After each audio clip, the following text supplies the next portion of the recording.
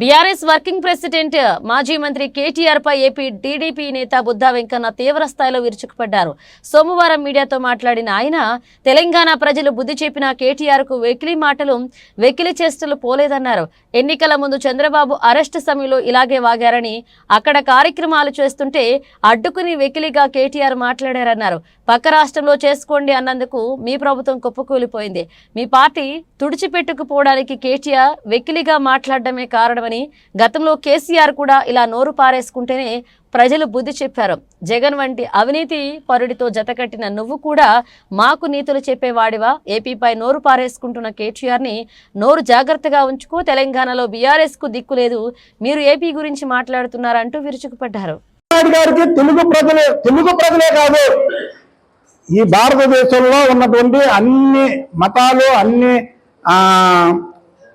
అన్ని భాషల్లో కూడా చంద్రబాబు గారికి ఒక ఇమేజ్ ఉంది.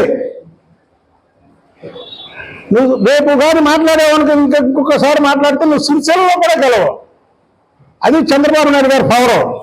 మీ నాన్నగారికి తెలుసు, అది చంద్రబాబు నాయుడు గారి గురించి మీ నాన్నగారికి తెలుసు. మీరు ఒకసారి పడ్డారు, అసలు లేస్తారో లెగలేరో అనే దీంట్లో ఉన్నారు.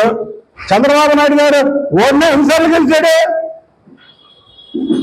జగన్మోహన్ రెడ్డి వికృత చేష్టలతో చంద్రబాబు నాయుడు గారిని ఎన్నో ఇబ్బందులు పెట్టి లేనిపోయిన కేసులో లోపలికి వెళ్తే ఏమైంది చెప్పండి.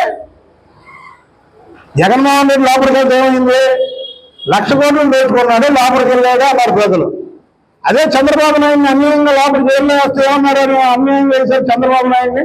చంద్రబాబు నాయుడు గారు అవినీతికి దూరంగా ఉంటాడు, చంద్రబాబు నాయుడు గారికి ఇలా వేయడం ఏంటని ప్రజలందరూ కూడా ముక్త కంఠంతో ఖండించడమే కాకుండా రోడ్డు మీదకి వచ్చారు.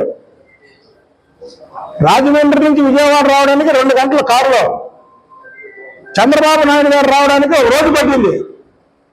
అది క్లియర్ చేస్తే జన సముద్రంలో వచ్చాడు ఆయన. ఒకసారి చూసుకో వీడియోలు.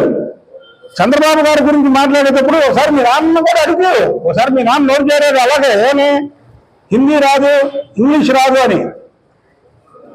చంద్రబాబు నాయుడు గారు నించుంటే చాలయ్యా, ఆయన కటౌట్ చాలు, చంద్రబాబు గారు కటౌట్ చాలు ఈ భారతదేశానికి. కాబట్టి మీరు ఒళ్ళు దగ్గర పెట్టుకొని మాట్లాడండి. ఈ రాష్ట్రం గురించి కానీ లేదా చంద్రబాబు నాయుడు గారి గురించి కానీ మాట్లాడేటప్పుడు ఒళ్ళు దగ్గర పెట్టుకోకపోతే ఆఖరికి నీకు సిరిసిల్లలో కూడా నీ ప్రజలు నిన్ను ఓడిస్తారు. ఒకవేళ ఎన్నికలు లేటుగా ఉన్నాయంటే నువ్వు సిరిసిల్ల